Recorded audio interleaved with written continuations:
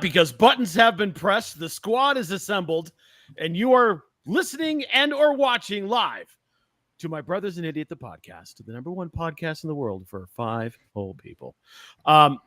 Before I kick it around the squad, I'm just going to ask you guys a question. Do you know what the significance of week 4 of the NFL season in 2016 is?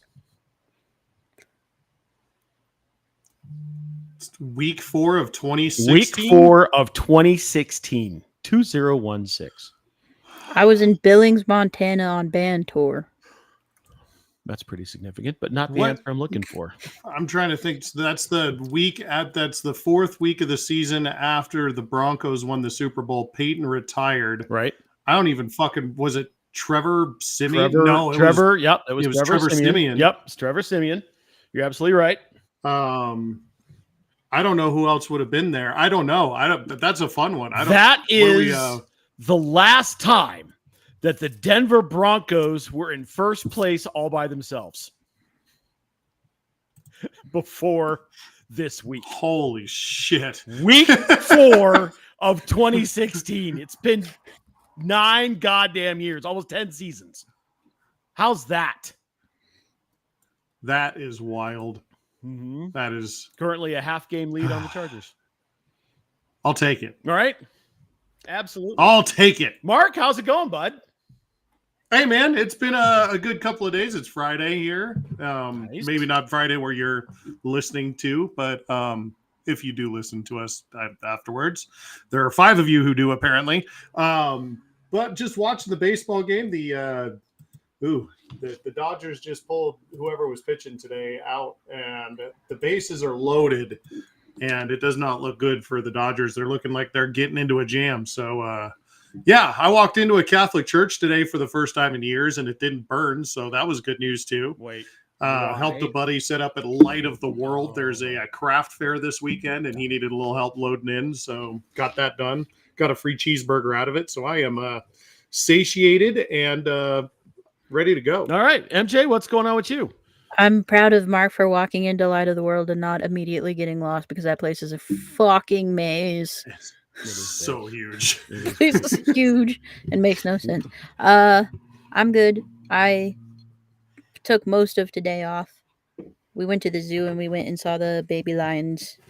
They're cute and baby and cute and fluffy. And the raccoons were like out doing shit. Normally they're asleep. And then I went to the mall and shit and got my hair done. Nice. Back to you. All right, good. I have something to share. It's Friday. My vacation started 3 hours ago.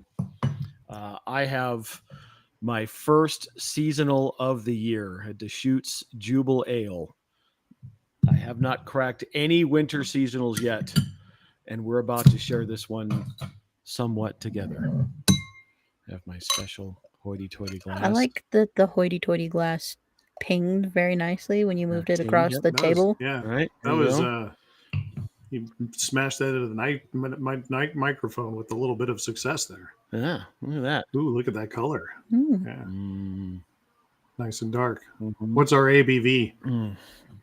That's a good question. I'm not wearing my glasses. 7.8 or something. No, like that. it's 6.7. Actually, 6.7. 6.7. Jubilee. I knew that one was a little bit lower. I couldn't remember how much lower. It's not the usual 10%ers that you're getting this time of year. A little bit of toffee, a little bit of powdered cocoa on the finish. That's good. Excellent. Thank you to my friends at Deschutes, who don't sponsor the podcast, but they're my friends. So we will enjoy this with jubilation, but not that jubilation. Let's get into reaction to the Broncos game. Mark, I have a question. Why is it that we're waiting to the fourth quarter to actually start playing football?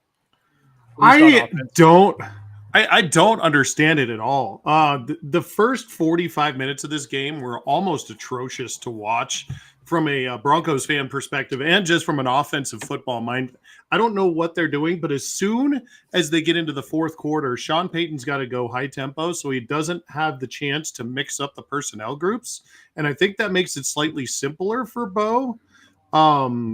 I don't know what else is going on. That it seems to be a tempo thing. He doesn't seem very comfortable on a lot of the plays, even though they're I don't know what's happening, but what I do know is 33 points in a fourth quarter of a game is insane. You see that stat line and you're like, wow, that was a shootout for the entire game, not the last 15 fucking minutes. I don't know what is happening with this team. And this is what I saw a stat that in the last 2 seasons, the quarterback who leads the NFL in fourth quarter comebacks is Baker Mayfield with 6. Do you know where Bo Nix is on that list? He's got to be second. He's tied. Oh, Jesus. The last 3 weeks, he's come back and won the last 3 Right. games, I and knew that. that has put him into a tie Wow. for fourth quarter comebacks. He's had 3 in a row. Isn't that insane? That's insane. I don't know. I saw in the news that they're trying to get a wide receiver, possibly from somebody as kind of a backup to Court. I don't know what the situation is there. Pat Bryant's been basically non-existent as a rookie. I wasn't expecting much from him, but we heard some stories, and they got rid of Vele, who was sort of a proven deal. And I get it, Vele's not doing great in New Orleans, but it's New Orleans. Nobody's doing great there. So I don't know what is going on with this group. Evan Ingram's slowly getting health. I think he's finally healthy is what's happening. And so he's finally starting to play better. They're not giving J.K. Dobbins enough of the rock. He's averaging, 80 to 90 yards a game on the ground with 14 touches, something like that a game. And you got to give him the rock more. RJ Harvey's not doing it. Tyler Bidet, for as nice as a piece as he is, they're not quite getting it done. You got to give it to your bell cow while you're still healthy, don't you, Matt? I think I understand why they're doing that bit the way they're doing it, because JK does have a bit of an injury history. So if he gets 14, 15, 16 touches over the course of a game, you can extend the life of a J.K. Dobbins over the course of a season. You're spot on. So last week he was 14 touches, all carrying the ball for 81 yards. I'll take that. I'll take that all day long. A little research. Huh? Yeah. I did a little research. Well, I'm proud of you. Well done. Thank you. Doesn't happen much. Yeah, right. That's why I'm proud of you. And here's the thing with Bryant. He's getting a lot of playing time. I think he's averaging half of the snaps, so he's out there a ton. He's just not getting a lot of looks in terms of targets and catches. He had one catch last week for 6 yards, had another drop. He's still trying to figure it out, but he does block. And I think that's what they like out of him. If they run another stupid bubble screen where we can't block for it, I may throw a beer. Troy Franklin, God bless him. I love the kid. I love his upside. Yeah, he man's got Minecraft hands. He does, and then he can't block for one play, and then they run that end around to Mims, and he seals the edge like his life depended on it, and Mims gets 15 yards. I'm like, one or the other, dude. Like one or the other. Like figure it out. I don't understand what the difference is. I'm not sure. It's just, I think defenses are keying in on what the Broncos do well. What do they do well? They throw short, they throw slants, they throw screens, they run the ball inside the tackles, try to get Harvey on the outside, and they're keying on that. And then you get into the fourth quarter, and it's like, all right, well, let's run some tempo, and Bo, go make some plays. And I think that's where he looks more comfortable. What do you think? I mean, that's pretty typical of what he had in his offense in his past, right? Like he's used to having no huddle and calling plays at the line of scrimmage and that kind of thing. That's what he did in college for most of his career. So it's definitely something that's more comfortable to him. Part of the issue, I think, too, is we know that Sean Payton has a very deep and complex playbook. Not only are there a bunch of new pieces on this team, but some of these guys haven't been in the NFL for very long. So I think there's some issues with, I wouldn't say like cohesiveness, but continuity with just these new pieces still coming into it. And I think you're starting to see that round out a little bit, which is why they're scoring so many points. And you're going to have to this week. Holy shit, you're we'll going to get have to into score that. some points this week. But you're going to have to do it more than just the last 15, man. You're going to have to start early. Yeah, you They can't. can't go. The first 15 plays have got to be up tempo, I think, in order to get Bo Nix into the right spot. I would love to see them come out and do a 2-minute drill right away. It won't ever happen because that's not Sean Payton. But man, I think that would solve this offense. They just came out in 2 minutes, just marched it down the field and scored right away and just did that. Like, what Peyton Manning did back in the day with the Colts, it's not, there are all those short screens and like down the field blocks and really intricate routes. And that's one of the things that Pat Bryant, like you said, does very well. Anytime he's out there, I'm assuming it's either a screen pass or a lateral down the line of scrimmage, or it's a 10-yard pass with two guys who are blocking downfield so you can pick up some yak. That's what I see when I see Pat Bryant out there. I'd like to see him more as a body. And Evan Ingram's starting to come around, but man, it is painful to watch that first 3 frames before it starts happening. Rough. MJ, you were there, sitting in some glorious seats. What did you think about the game? What did you see? Mark started his little spiel at the beginning by saying that the first 3 quarters were almost unwatchable. I would argue that they were not almost, but actually unwatchable. Physically. That was brutal. Physically unwatchable. We were physically unable to watch it physically. But I mean, it was fun when they came back, and the game sucked for a long time, but Cam Scattaboo was not as effective as you would have thought Cam Scattaboo to be. Who the fuck is the receiver guy who had that one? Bellinger, not Cody Bellinger. He was open that one time, and then also that one other time. The backup tight end. Is that back? Is he good? Yeah. The guy who hasn't caught a touchdown pass since 2023. Yes, that man, not Cody Bellinger. That Jabroon. That fella. Tight end, wide receiver, guy who catches ball.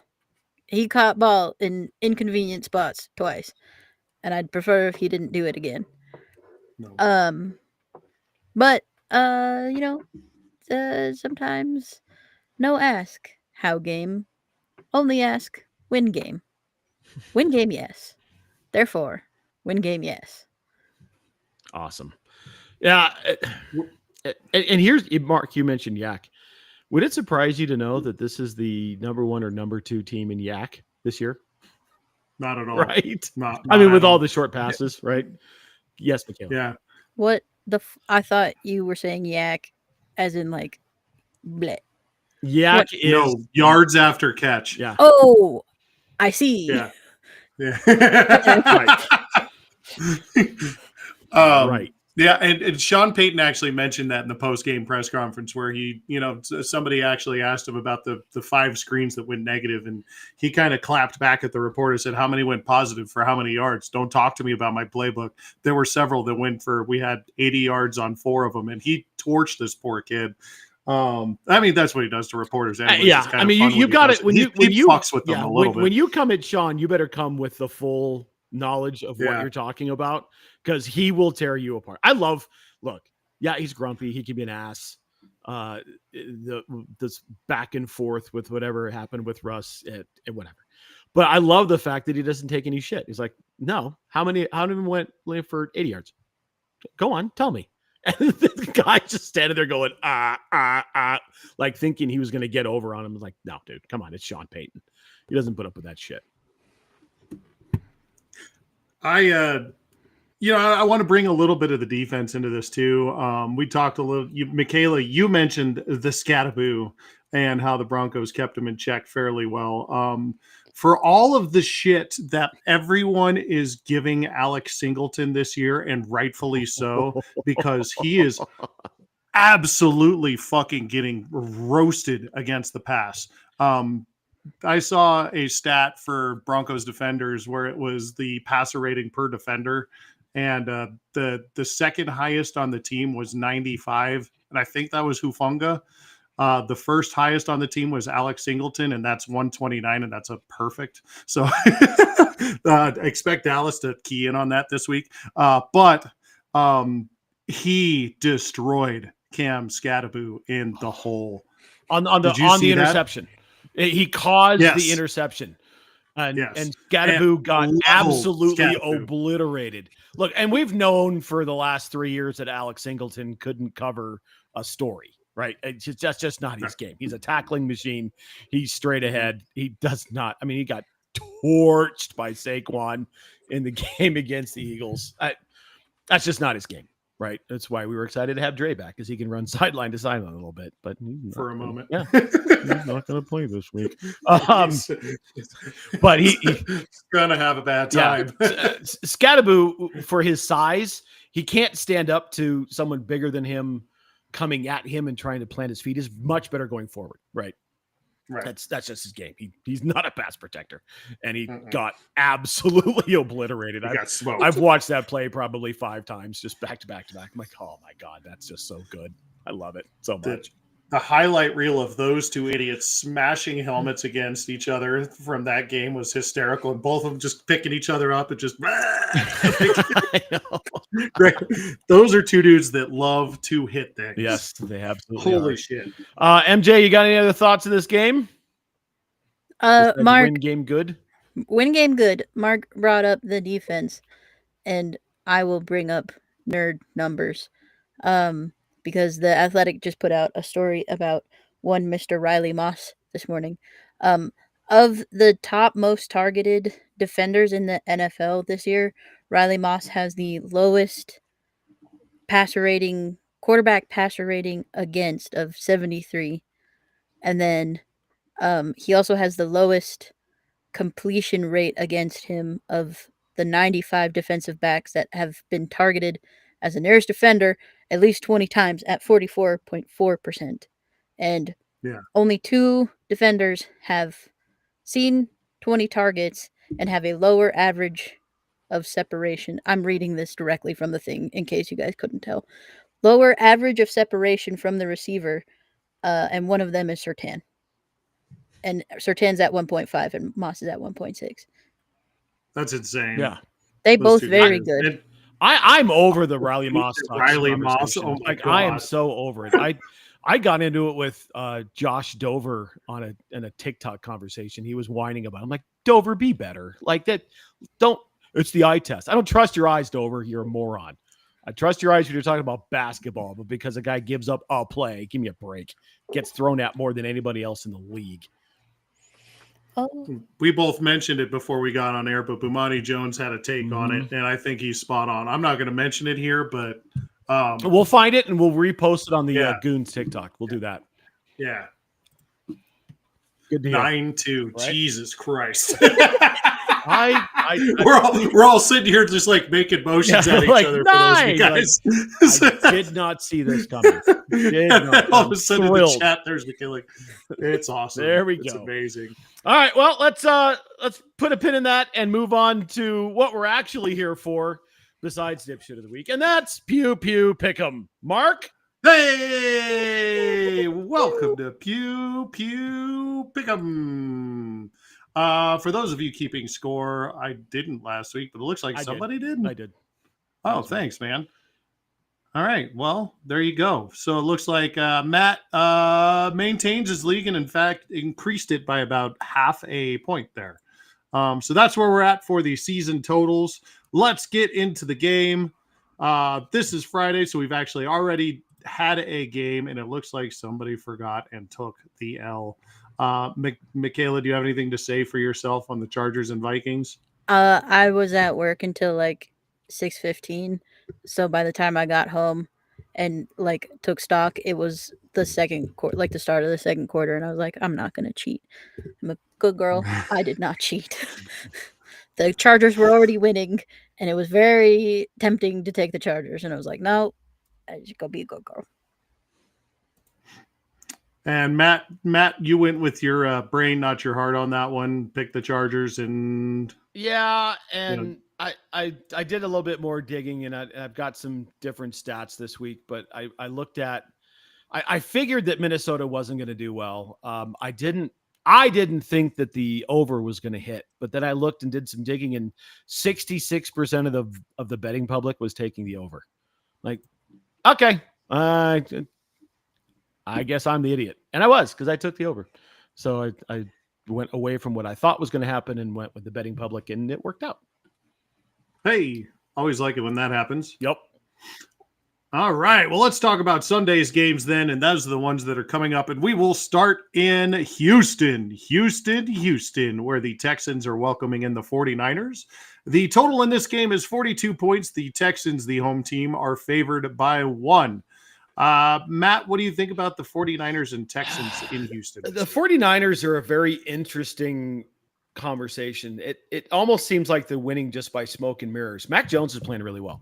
However, Mac Jones is beat to shit, and he's going to play again this week because it looks like Purdy's out again.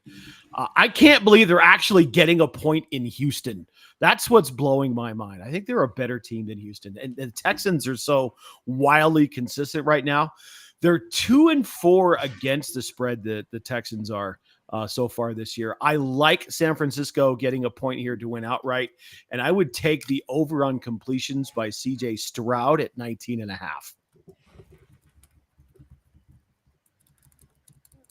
Tippy tap, tippy tap, tippy tap. Mark is typing. And did you want to over under on the 42?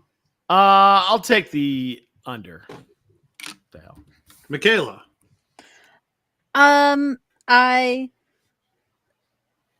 don't trust the Niners and I don't trust the Texans.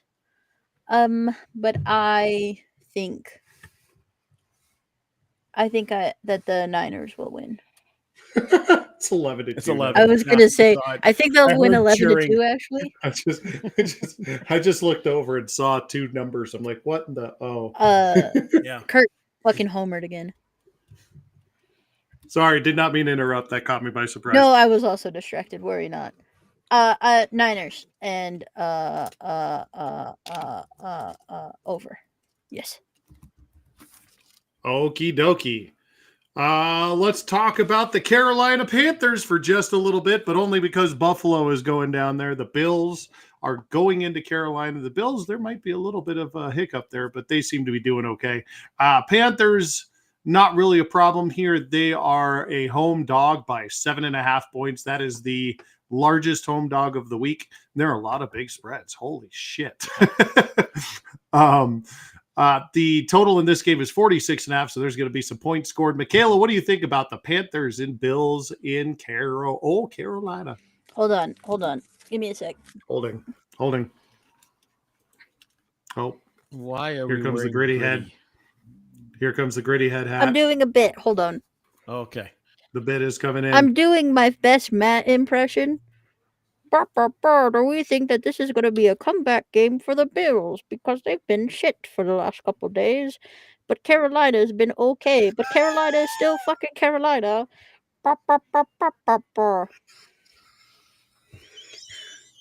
Please give me the Bills. Please give me the over. Thank you. And I would like a cover. Matt? I'm so confused. I don't get it. The Red Rifle returns to the starting lineup. Bryce has a high ankle sprain. You know how backup quarterbacks can shock the world? Yeah, it ain't going to happen. The Bills are coming off a bye. They're looking to really still cement their control of the AFC East. I really like the Bills to cover, take the over here, and give me Josh Allen over 30.5 yards rushing. Go fuck yourself. all I came up with was the Bills comeback game, and I had a feeling you were going to say something like that, and I ran with it immediately. I wouldn't say comeback. I would say get right, and this isn't a get right game. Get right. Off a bye. Well, you're gonna. You know what I'm going to say? Get right out of his ass is what you're gonna get. Okay. Going downhill quickly. Please continue, Mark. Who did the Broncos beat last week? The Giants. Who did the Broncos beat in Philadelphia? The Eagles. That is right. These two teams are playing in Philadelphia next week. The Giants are going to Philadelphia, the city of brotherly love. They'll probably have a cheesesteak or two. The Eagles are favored by 7. Man, there was a lot of boops there. Not just boop at anybody else's face either, or no? No? Okay. It was like 7 in a row. Anyways, the Eagles are favored by 7.5 at home. The over-under in this game is 44. Eagles versus Giants. Matt, what do you think? I feel like we just saw this game. Didn't we just see this game? Yeah, we just saw this game. This is a revenge game for Philadelphia. The Giants have not won a game on the road this year. They're 0-4. If you thought Mile High was loud during the Giants game, the psychopaths at the link are going to be out for blood. This one's easy. Eagles cover over. MJ. Wait, hold on. Oh, here we Gritty thinks that the Phillies will win. Not the Phillies. Fuck. The Eagles will win. Damn it. That was a good joke for a second. They think he thinks that they will over and cover too. Psychic powers with Gritty.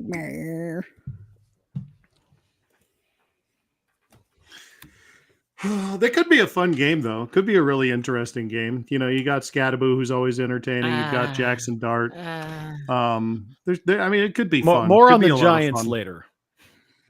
But what I'll tell you is not well. Let's talk about that. That game could be really fun to watch with all the different talent and stars there. Let's talk about a game that's not going to be a lot of fun to watch, and that's the Cleveland Browns going into New England to take on the Patriots. That's right. The first place Patriots are welcoming in the Browns. They are 5-2 for some reason. They are 7.5 point favorites with the Browns coming in, who are just basically, like the name, they're shit. Brown, brown is also the color of shit. 40.5 points is the lowest spread of the week. That's what we got here. What do you think about this one, MJ? On principle, fuck the Browns. Give me the Pats and under. Do they cover the spread? Yes, because they get 30 points. And the Matt? Browns get none. Rookie quarterbacks typically don't do very well on the road. Dylan Gabriel has not been great. We are getting closer and closer to my preseason prediction that Shedeur is going to get 8 starts. I think we're getting there. The Pats are rolling right now. Drake May is legit. Look for Cleveland to rely on Quinshon Judkins to shorten the game and try to at least keep this close. I'm going to take the over on Quinshon at 71.5 yards. But the Pats are going to cover and give me the under.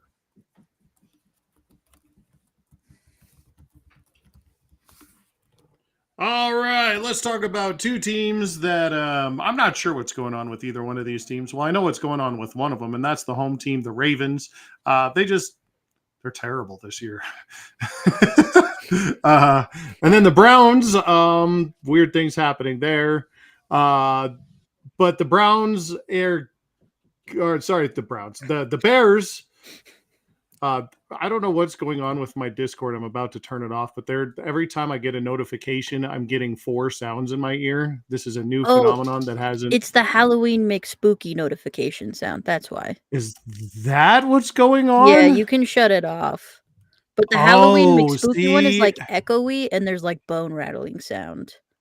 Yeah, that's what I'm hearing. Okay, and now I see a notice telling me about that. Okay, that was a spooky little notice about that. Now the sound makes sense, and I will be far less distracted because I'm thinking that 4 things are happening at once.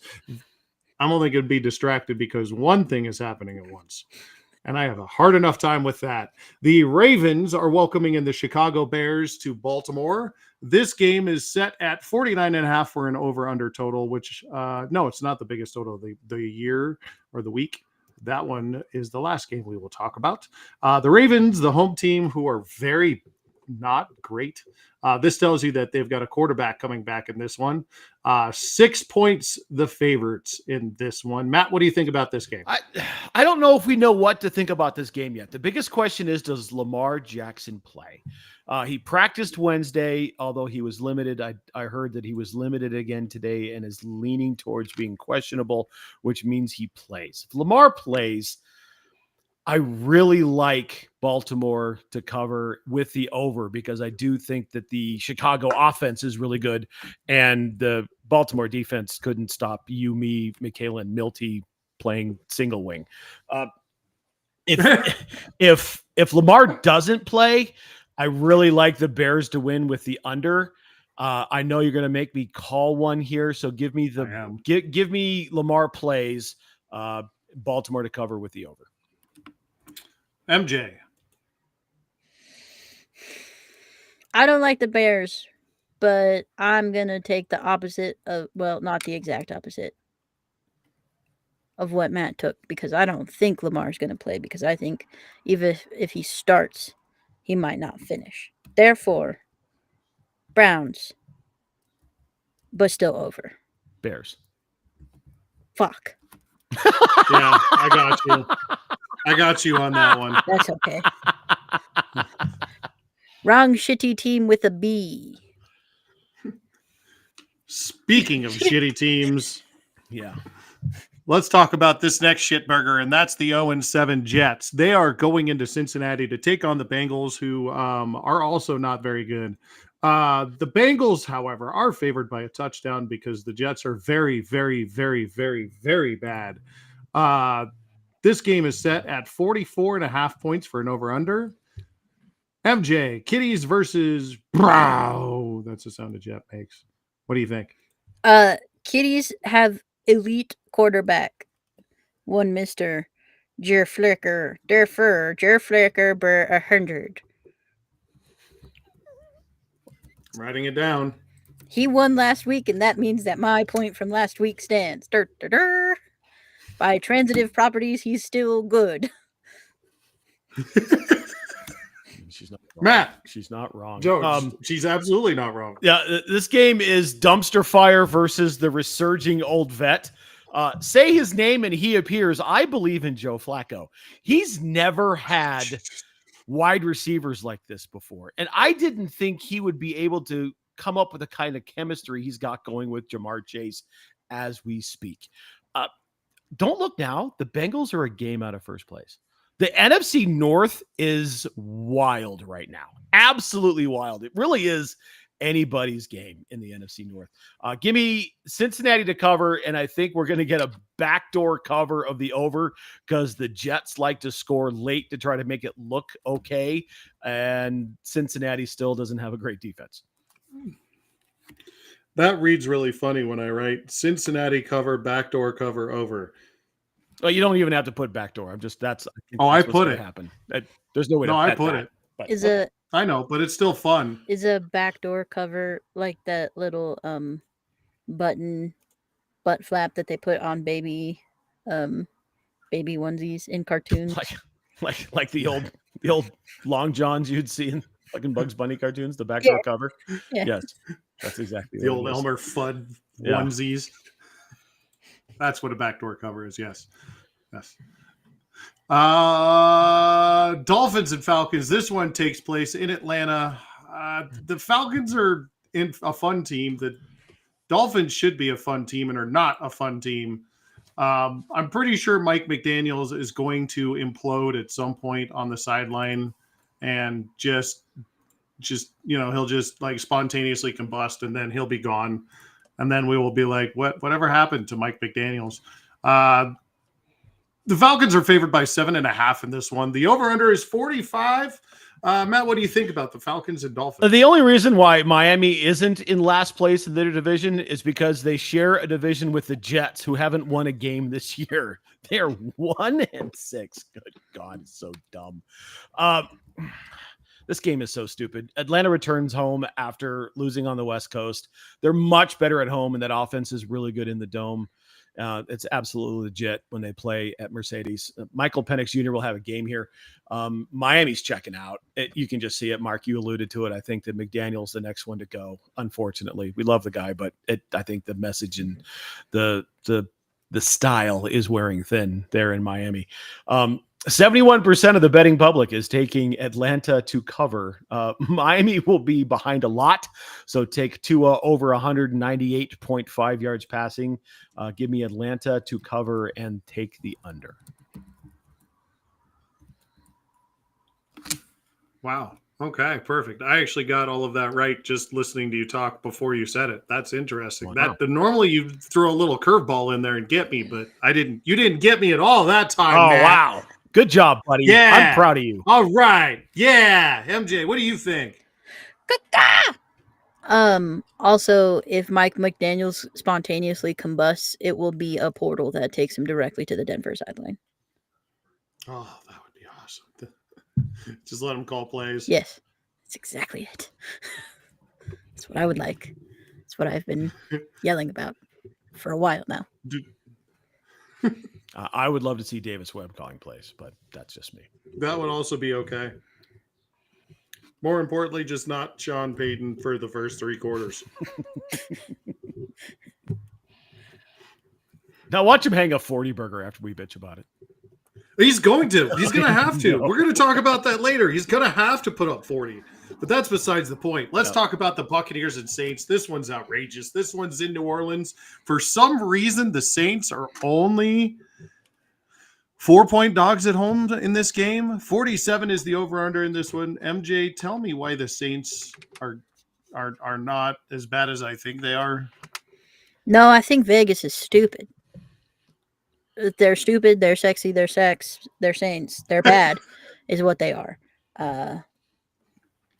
Bucks by a lot, and the under. Matt. Tampa Bay is 3-1 against the spread on the road, and New Orleans is 1-3 against the spread at home. That all leads me to believe that Tampa is going to cover here. That's the headline. No Evans for Tampa Bay, no problem. The development of Bo Nix's adoptive brother, Tez Johnson, in Tampa has been something so fun to watch. When Evans is out, and he's going to now be out, unfortunately, probably for the remainder of the season, having broken his fucking collarbone, Egbuka is shined, scoring 2 touchdowns without Evans in the lineup, and Johnson's playing really, really well. Egbuka hasn't scored in 2 weeks, so he's due. Give me Tampa to cover, give me the under, and give me Egbuka to go over half a touchdown. Matt, did you just go onto the BetMGM page and look at every single game parlay and pick your favorite prop? No, I actually did research. Okay. Nerd. Wait till I put all of these into a parlay for Sunday. It's coming. I'm so excited. Please show me that parlay when you do it. Pixar didn't happen. Anyway, I will bet everything that I can. Sometimes I don't get everything. They don't always put up all the props, but I will bet every one of these that I'm calling out right now in a $5 parlay for Sunday. And there's 15 points in this baseball game right now. Let's carry on to the Titans and Colts. This is the biggest spread of the week. 14.5 points in favor of the home team. The Colts, who are 6-1 with Daniel Jones. Holy shit, guys. The Titans, there you go. The over-under in this one is 47.5. Matt, what do you think about this game? We thought maybe that the Titans were going to get the interim coach bump. They did not. There's not a lot going on right there. Tyler Lockett's asked for his release, so there's another weapon gone for Cam Ward. Rookie quarterback on the road in the Dome against one of the best teams in the AFC. Titans are averaging 11 points on the road, including getting blanked in Houston, and Indy's defense is pretty good. Give me Colts to cover and the under. MJ.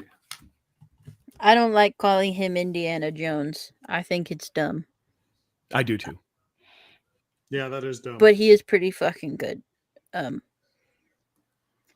the Titans are pretty fucking bad. So, Colts, please. I don't know if they cover, and I think under. Okay, there we go. Let's talk about the Packers. Let's talk about the Steelers. Some people are calling this a revenge game? Question mark.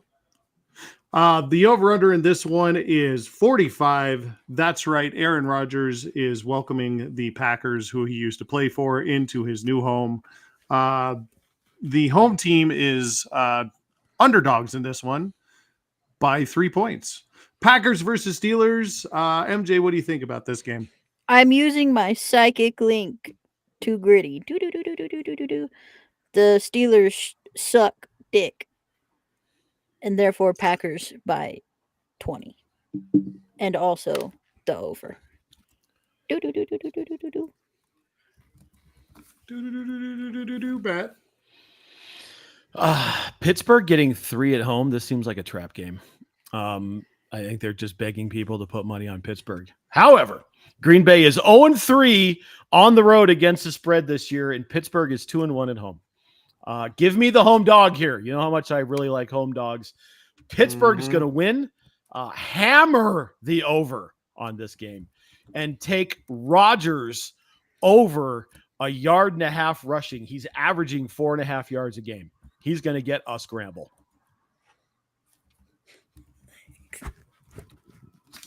That's such a fucking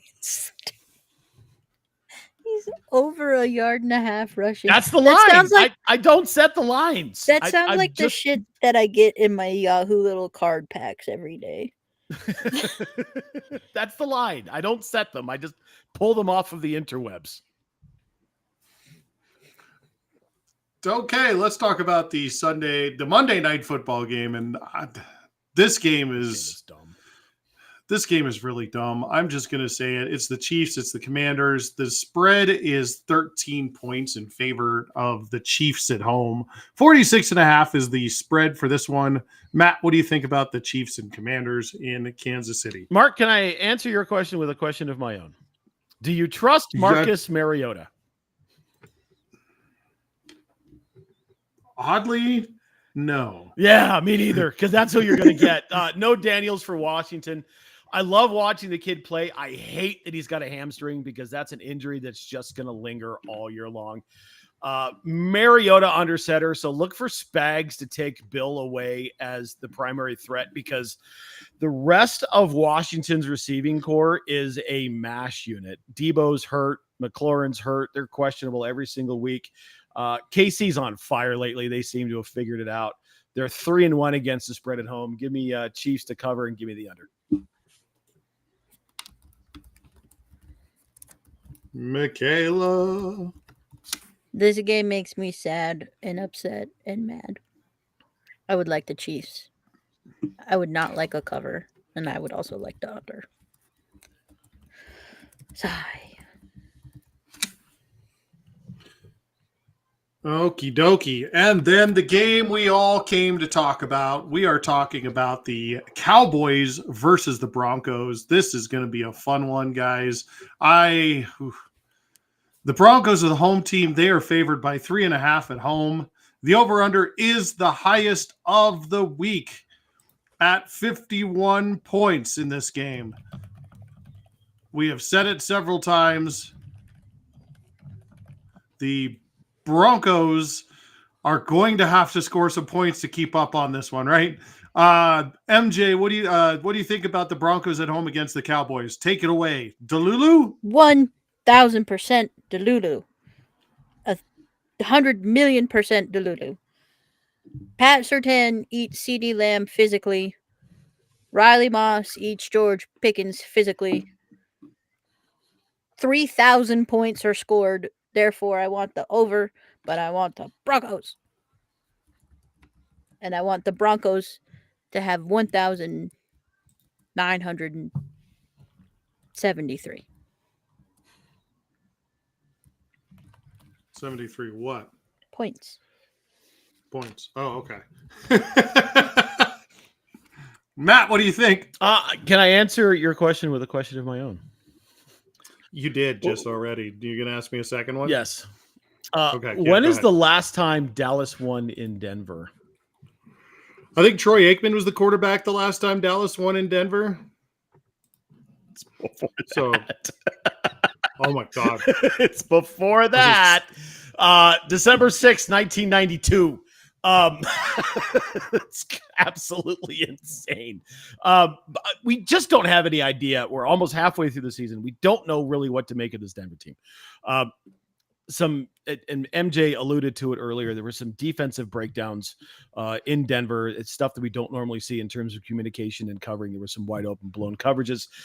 Denver continues to struggle to cover tight ends, and that's been a bugaboo for this team for what seems like 30 years. And Dallas has a legitimate tight end in Jake Ferguson. That guy's really good. Jake Fergie. Yeah. On the plus side, Denver's undefeated at home, and Dallas is 1-3 on the road. Give me Denver, take the over, and if you're not betting Ferguson over 40.5 yards, you're out of your mind. Who is covering Jake Ferguson for the Denver Broncos? Jaquan McMillan. Anybody but Alex Singleton. Somebody. Hufanga? No, I want Hufanga roaming.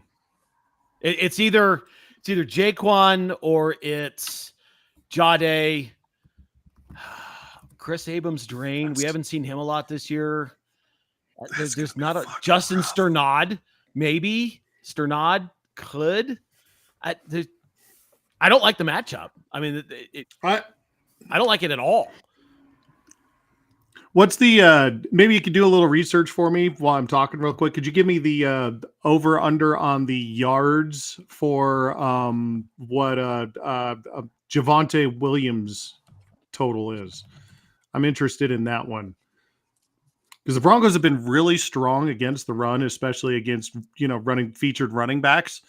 But Javonte may have a little bit of a chip on his shoulder this weekend and is coming in as the NFL's best running back, and neither one of you have mentioned that.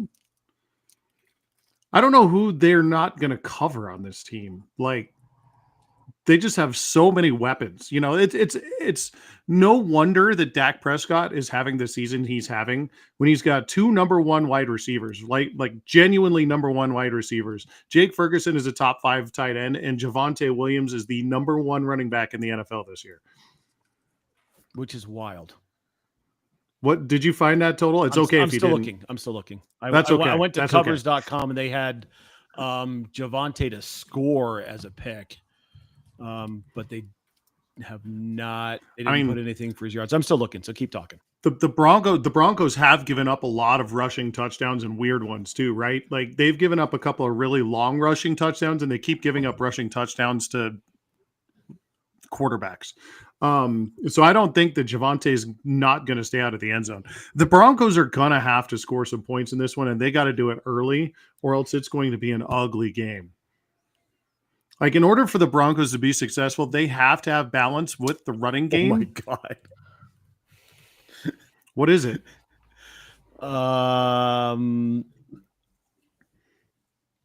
They're setting the line at plus 135 to go over 84.6 yards.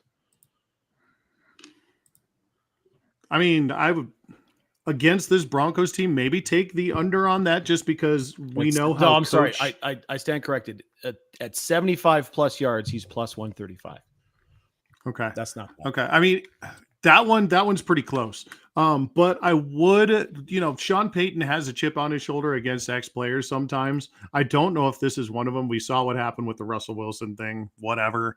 But he does tend to go after ex-players, and we all know that he wants to stick it to Jerry Jones for not making him the Cowboys coach a couple years ago. So I wouldn't be surprised if the Broncos just demolished them.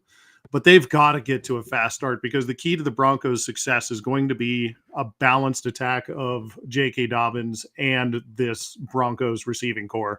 And if it's going to be 35 passes by Bo Nix, and you tell me that that's the stat line, and that J.K. Dobbins, or the running game in total, averaged or got less or around 100 to 110 yards instead of like 130 to 140 yards as a total, I'm going to tell you the Broncos lose the game. They have to be down. They have to be balanced, and it has You're to happen absolutely right. fast. They just have to keep up. They just have to keep up. We can't count on 33 points in a quarter. That's just not going to happen. You're down your big recruit linebacker because he decided to mouth off at a referee after the game, which was stupid, but you can't do it. And this Broncos defense has been susceptible to big plays this year. So you're going to get scored on. You have to get out early. I would love it if that first 15 was 2 minutes. Yeah, I so would love it. I think that's a brilliant observation. I think coming out up tempo and just keeping what your personnel group is on the field, do it. Absolutely do it. Did you hear that the Broncos called an offensive players only meeting on Monday for film session, and they watched the game? Oh, I did hear that. I did hear that. Do you know who called the meeting? Bo Nix. Bo Nix called the meeting. Yep. That's awesome. I'd heard it was Sunday. Might have been Sunday. You might be right about that. But he called the meeting. Yeah, love it. I think that's awesome. Yeah, love it. Great move. Great move for a second-year kid. There you go. All right, that is Pew Pew Pick'em. Thank you, Mark. Well done as always. Your typing skills improve week after week. I'm so proud of you. Aww. And MJ, if I never see that gritty head again, I'll be a happy guy. I want to see it all the time. What's wrong with the fucking gritty head? Because when you do silly bits with it, it makes it silly. You can wear it. I don't care if you wear it. Can I not be a silly goose? What are we doing here? You can be a silly goose. That's fine. Thank you. All right, let's the move name on. of the show is My Brother is an Idiot. My nickname is the dipshit. And speaking of which, let's get into Dipshit of the Week. And MJ, I will start with you as we have named the bit after you. Take it away. I'm going to take one of the easy ones. The dipshit of the week is the NBA, I think. It kind of seems like it might just be all of the NBA. If you somehow haven't heard that 30 dudes, active and former players and head coaches, got arrested by the FBI for illegal betting activities with the mafia, that happened. And it included our good friend, Mr. Chauncey Billups tier. I also heard, because the Terry Rozier guy got yanked in it, and I saw something that the Hornets in the NBA knew ahead of time before he got traded to the Heat. So now the Heat are kind of pissed off about it. And then there's like a bunch of other crazy shit. Someone got robbed at gunpoint and stuff. Like actual real, like, Soprano shit happening in the FBA. Or FBA, what the fuck is that? NBA. The Federal Basketball Association. Federal Basketball But they play in Association. the Ukraine. Yeah. And that's all. That's all very bad, and a bad look, and a bad time. Yikeronis. Yep. Good one. Mark? Yeah, I don't think I'm stealing anything when I just pile on here. Fucking Chauncey Billups, man. So this guy has been participating in these, and there's a lot of videos that have been posted on the internet now for years. Have you seen these videos where guys are like, yeah, I showed up to one of those poker tournaments, realized it wasn't legit, and got out as quickly as I could. There's lots of those videos coming out from like 2021, 2022.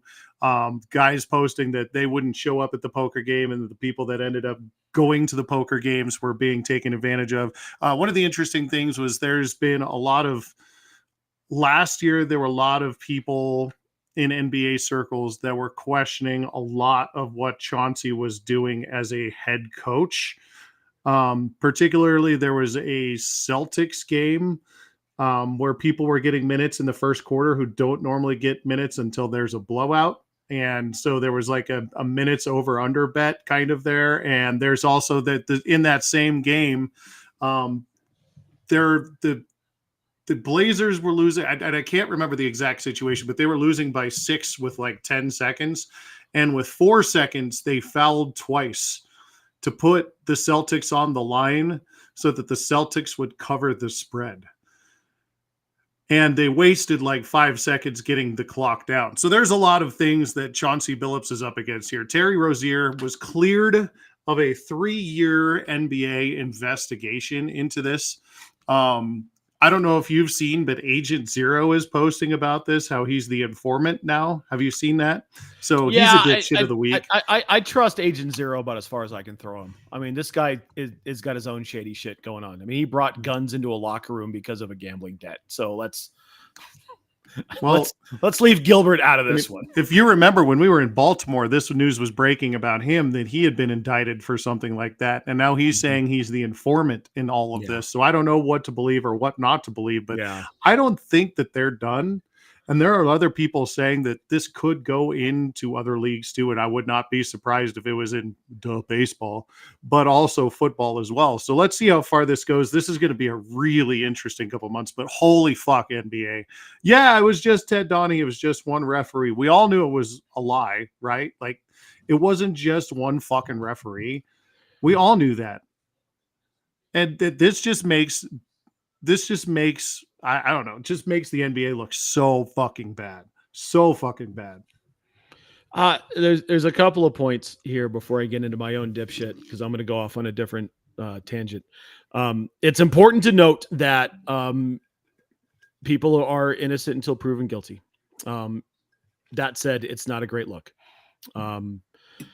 Just not a great look at all. And to pile on to what you were talking about stories, Mark, there was the game that Terry Rozier allegedly spread that he was going to hit the under and pulled himself out of a game. He was benched for the rest of the season in Miami because I think Miami kind of had an idea of what was going on. Why wasn't that reported? That just not a great look for anyone involved or the league itself. Excellent point today by our friend Vic Lombardi, who's someone had called him out on Twitter and said, well, it's, Vegas and the mafia, Vegas is going to get their money no matter what. This is all just gambling. This is what happens when you let gambling into sports. And Vic's like, dude, the mafia lost out on so much money when legalized sports betting became a thing. They were going to figure out a way to get theirs. And this is how they got theirs. And the stories around the poker game are wild, with glasses and x-ray machines and someone off-site communicating cards to the people in the room. I mean, it's just absolutely wild. I can't wait for the book. Like when the book comes out and we get all this laid out after court cases and we get everything on paper and the true facts of the situation, I can't wait to read it because it's going to be absolutely fascinating reading. This is Chicago White Sox shit. And it's in our lifetime. I never thought we'd see anything like this. This is absolutely wild. Can't wait to hear all the details.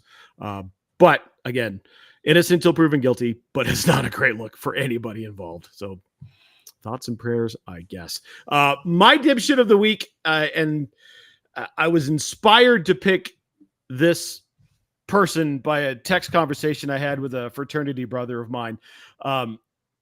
He asked me what I thought of Jackson Dart. I said, he's not good. It's like, really? Why? I'm like, look, he's fun, he's athletic, but he's not accurate. And he's going to not perform well in the long term. You look at his scouting report, he's an inaccurate thrower of the football. There has been one quarterback who has managed to turn themselves from a inaccurate thrower of the football to an accurate thrower of the football in the last 20 years. And that was Josh Allen. Anyone else that comes in who is a sub 55% completion percentage in college, typically it does not translate well to the NFL. Jackson Dart is not a sustainable option. He's given that team and that town a lot of energy. Cam Scadaboo's given that team and that town a lot of energy. But my dipshit of the week is the New York Giants fan. Enjoy it while you've got it, because this is not going to last. Scadaboo's going to fall apart. He can't run the way he does with the size that he is and be healthy. And Jackson Dart's just not good. He was 15 of 33 against a defense that was struggling. Not good. Not good at all. And I don't see it getting any better. So my dipshit of the week is New York Giants fan. Continue to live in your fantasy world if you wish. However, it's not going to go well long term. MJ, you had your hand up. I thought you were going to say that the dipshit of the week was the New York Giants because they got fined $200,000 and Dayball got fined $100,000 and Scattaboo got fined $15,000 for trying to go rescue Jackson Dart from the blue tent of concussion protocol. Correct. Yeah, that news came down today. That was awesome. Like, what did you think was going to happen? You can't do that. It's an independent doctor. Your child had the funniest response to that. Yeah, well, if I had to put Russell Wilson back in, I'd be fucking running to get him out of the tent too. Well, and they've got a better quarterback on the roster. Just throw Jameis out there. He'll just sling the ball all over the field. Come on. Lord God, protect me from pick sixes. Daboll's trying to keep his job. Jamison is a coach killer. Jameis isn't a coach killer. Jameis is just fun. And if Jackson goes down, you're not going to go back to Ross. I hope not. I hope not. Yeah. Jameis is at least entertaining. Russell at this point in his career is not entertaining. And I was listening to Altitude today, and Mike Sanford was out of town, and the other guy who's on with him, Raj, is on paternity leave. So they had Berto and Rob Trujillo, who generally works in promotions but fills in from time to time. And Rob actually knows somebody who's got a family member who's one of those independent doctors. And he was telling him that those independent doctors are the most protected people in the league. Like the league is so intent on at least the appearance that the concussion protocol is sacrosanct, that they will not screw around with any of those shenanigans. And I knew as soon as Daboll went marching into the tent, I'm like, oh, that's fine. You're just going to end up paying something for that, bud. That's just not something you can do when someone's in the protocol. If it's an ankle, sure, go in and check on them, but not when they're doing the head thing. So Giants fan, dipshit.